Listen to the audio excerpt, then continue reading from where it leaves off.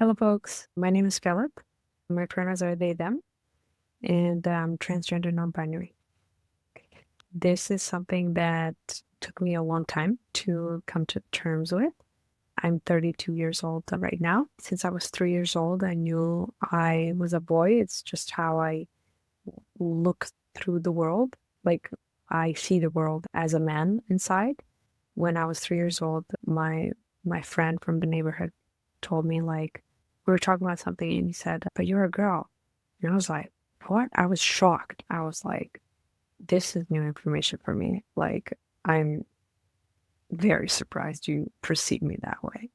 So yeah, it's been weird for a while. Then I was masking, I was pretending to be a girl because I'm also born in a woman's body. And so I was hiding it. I was hiding who I was until 2 years ago when I came out as transgender and I changed my name.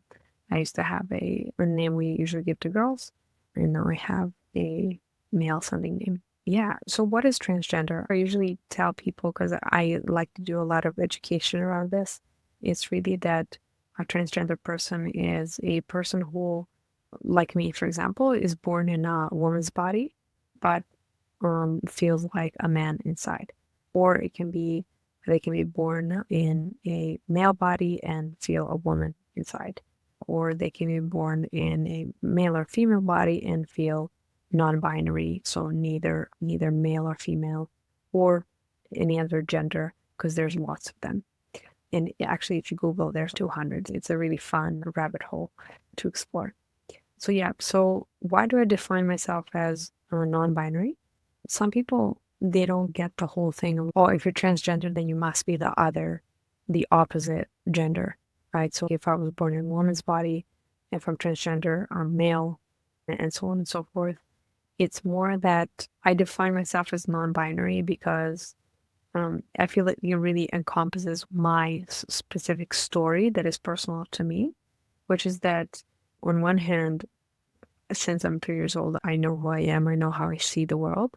Every time people make a difference between men and women, or how I like wake up in the morning, like the first second, this is how I feel.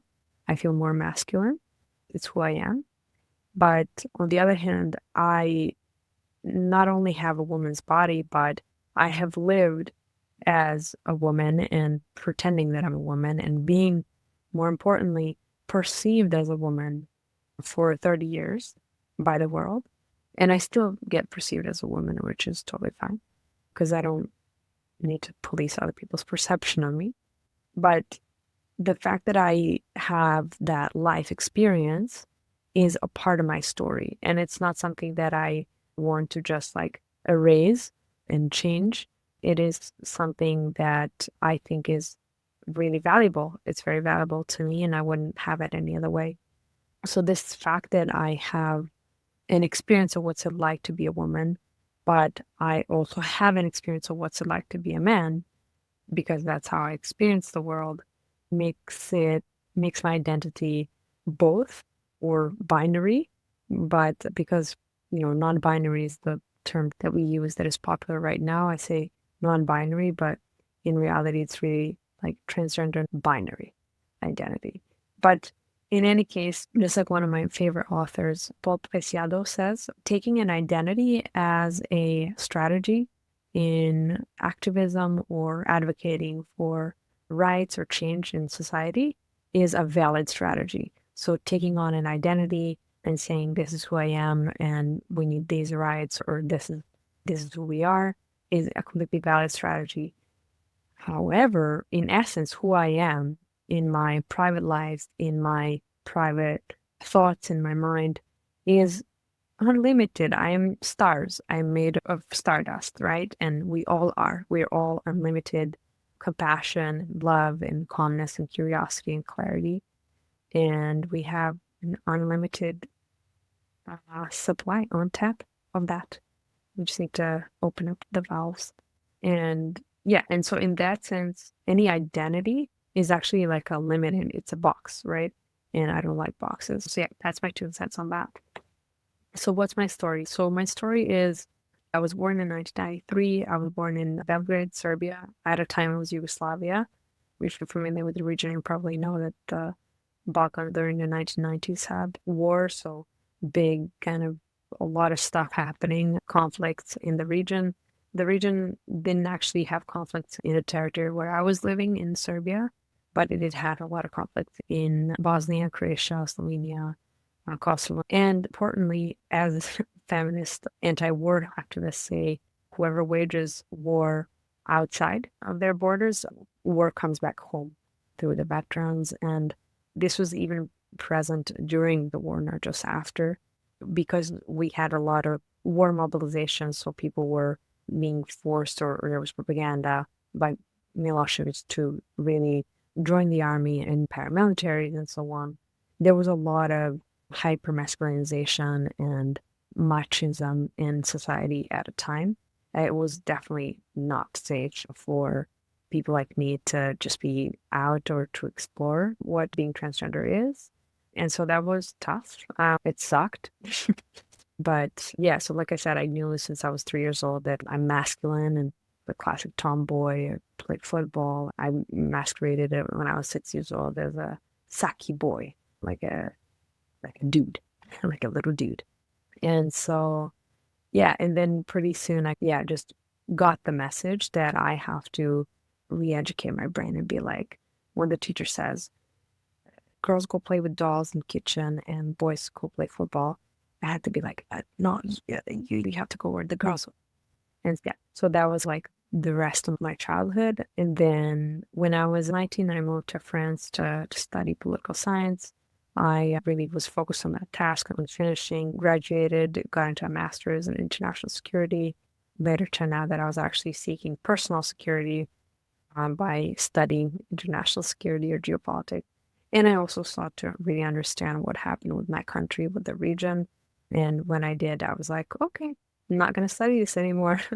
And then really when I finished those 5 years of studies, when I was probably 25 or something like that, I sat in my room and I was like, okay, here's the plan. I'm going to get a irrelevant job like in a cafe, and I'm going to spend all of my time studying what I want, the subjects that I'm interested in most closely, and studying myself. So I'm going to spend time on psychology, spirituality, meditation, yoga, neurosciences, a bunch of really cool stuff, a lot of TED Talk, a lot of YouTube Academy, YouTube School, the best kind. And then something happened to me. I was at a group dinner with some random people that I've seen for the first time, and there was a trans woman there. And I don't know exactly what happened, but it was just like a weird, energetic vibe. And I just became so triggered by this person. And I became so triggered because she was trans. And I was like, wait, does that mean?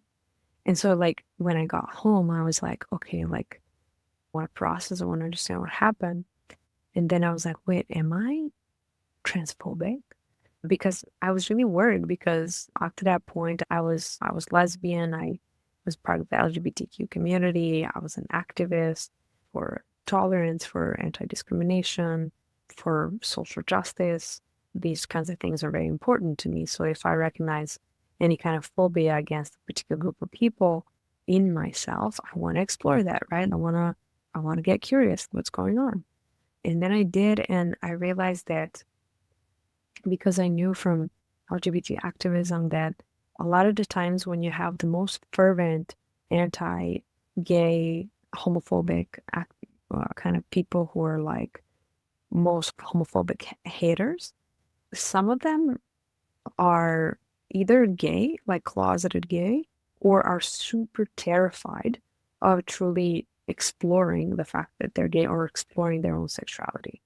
And it makes sense, right? Because if you hate something so much, you must know it intimately somewhere inside you that you're like, oh, okay, this is how I deal with that part of myself. And because it's a part of yourself, you can't change it. So you have to add more resistance and add more oppression on it. And the more you add, the more you also have to externalize.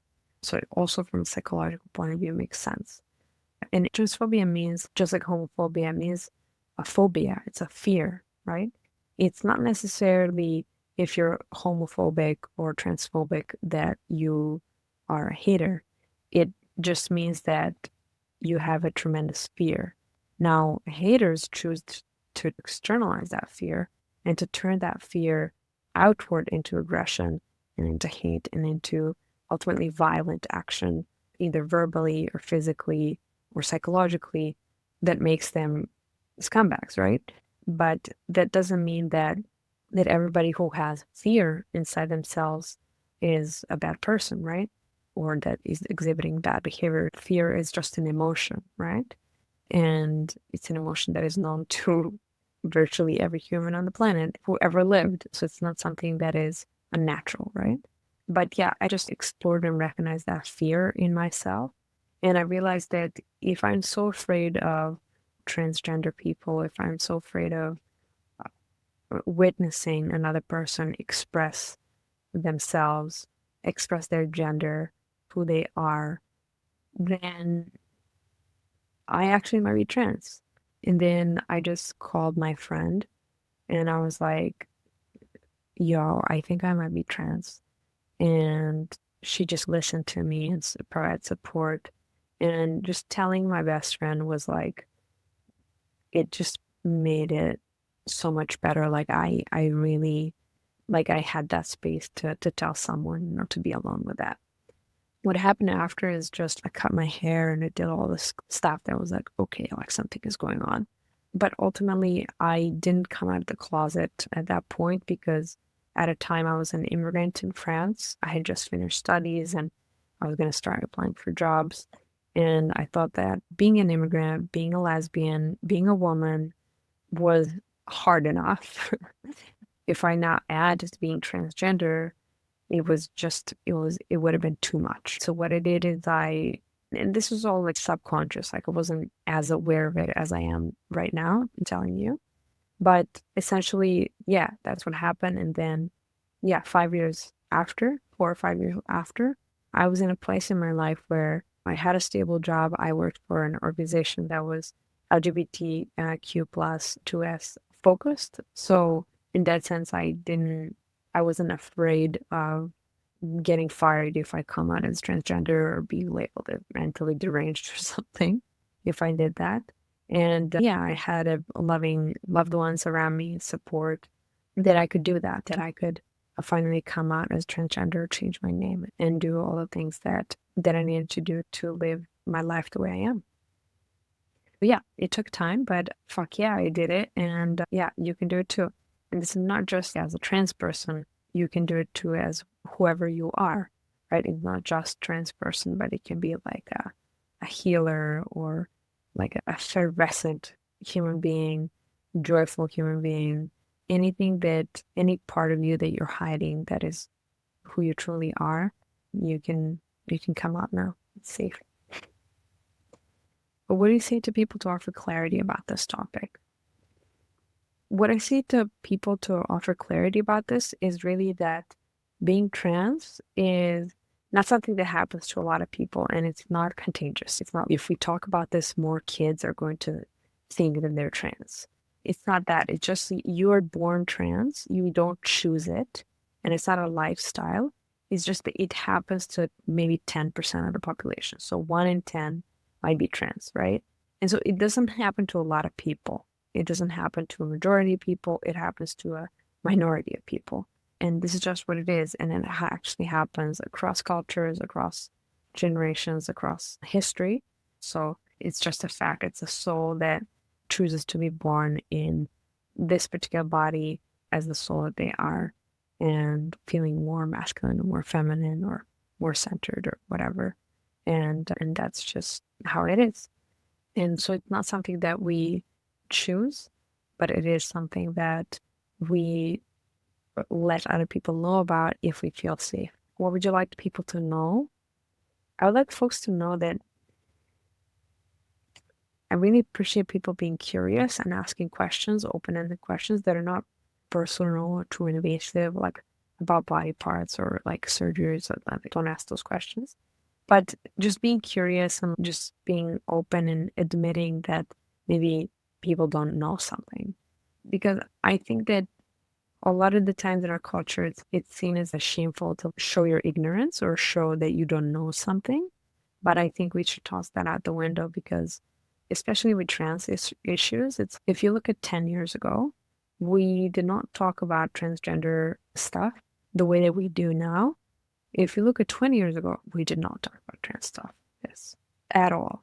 There was not this much information, not many people talk about it. And the fact that we're talking about it more is a really good thing. But I think that people often forget, especially people who work in LGBT organizations or stuff like that, who are informed about this, that they think that, okay, because we're finally, thank God, talking about it, now suddenly everybody knows everything, right? No, not everybody knows everything, and it's totally okay. It's going to take some time for everybody to catch up. I also, myself being trans, I also have had some preconceptions or some things that I didn't know about, some assumptions that I had to think through and understand. For example, one of those would be like, when did you discover you're trans? And that kind of, it's not a bad question. It's just that, like, it's not that I discovered I'm trans. It's when did I get the courage to come out as trans, to tell everyone what I've known my whole life. Because it's not, you don't become trans at one point. You just are, you're born like that, right? Since I had a sense of who I was, I knew that I was a boy, just like everybody who's born cis. So, for example, a boy who's born in a boy's body or a girl who's born in a girl's body, like they know that they're a boy or they know that they're a girl. Like it's not, when did you know that? Like, since as long as you can remember. And so I know this since long as I can remember. So it's not something I discovered when I was 14 or something. It's not like sexuality, for example. It's not something that gets discovered when teenagers start to discover sex and stuff like that. Yeah. And then also, a lot of the times people conflate like gender and sexuality, but those two different things. Like, gender is who I am. So, for example, my gender is transgender, non-binary. That's how I define myself. And gender is who I am. So it's like how I see myself. I am Serbian. I am dog lover. I am vegetarian, and I'm transgender. It's who I am. And then sexuality is a different thing. Sexuality is who am I attracted to? So it's really involved like romantic partners or sexuality or that aspect of life, right? But being transgender doesn't really have much to do with that, right? It's who I am, but sexuality is who I'm attracted to. So these two are different things. And oftentimes, like when we talk about transgender stuff, it's like sexuality is just immediately like there, but it's just one aspect of life. Yeah. And finally, what is the spiritual aspect of being trans?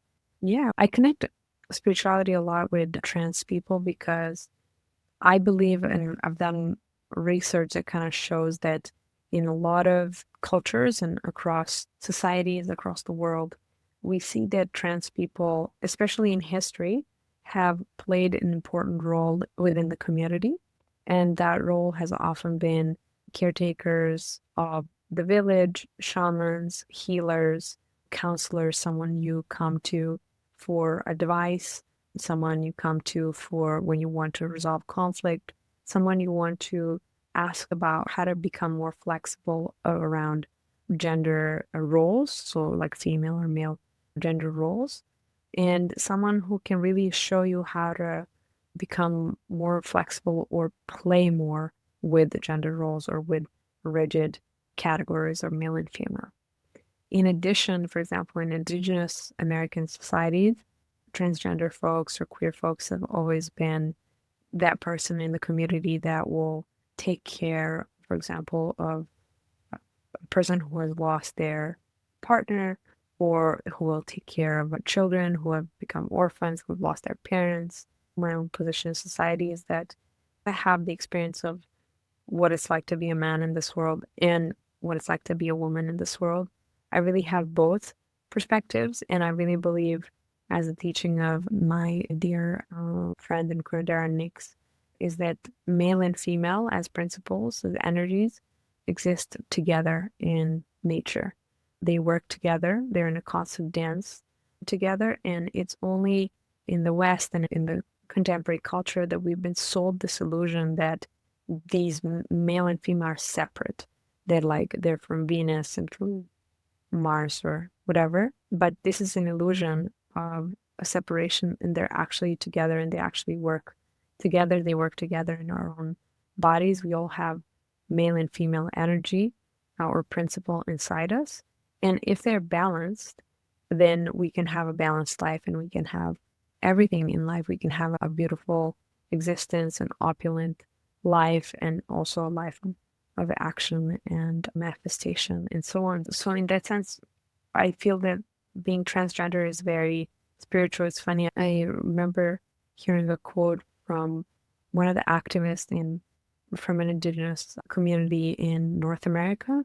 This person was one of the people who was at the council in 1990s when the Two-Spirit name for indigenous Two-Spirit people was coined. This person said that they got this in a vision, and the vision was a Two-Spirit nation, that it's a nation or people, and it just makes so much sense to me because there is something magical about it, because I believe that we are all born, we all come here as a soul, and we all choose where we get born. You choose which parents we'll have, we choose which body we'll be born in, which country, according to what our soul wants to learn in this lifetime. And it's so funny that I chose to be born male and to be born in this body, in a female body. I think there's just something really truly special about it.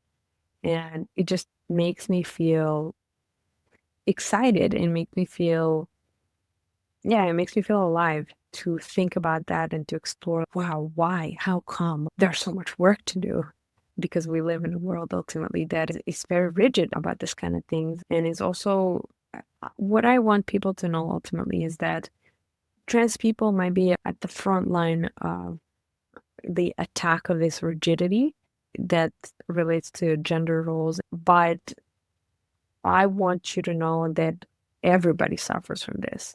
Everybody has suffered from rigid gender roles. Women, of course, for very obvious reasons throughout history, especially since the time of patriarchy that we live in right now. And then also men, right? Also men, because men are also broken as boys within the patriarchal system and are taught to just be like wolves against each other and to attack as their best defense tactic. And they have suffered their own souls, their own interior life, their own male and female energies inside them has suffered from that rigidity. And so it's not just trans people who suffer heteronormative, rigid gender system that we live in. It's actually everybody, but transgender people are teachers who can help show and guide, can shed light on this. Of course, if enough of us stay alive. So that's why supporting transgender people and getting educated about what is this, how does it work, and what are some of the misconceptions, or how do these people think about it, and what is actually their lived experience. That's why this is important, because we really need support, because there's a lot of young people right now that are going through hell because we live in this kind of world, and they need your support. We need your support. Thank you.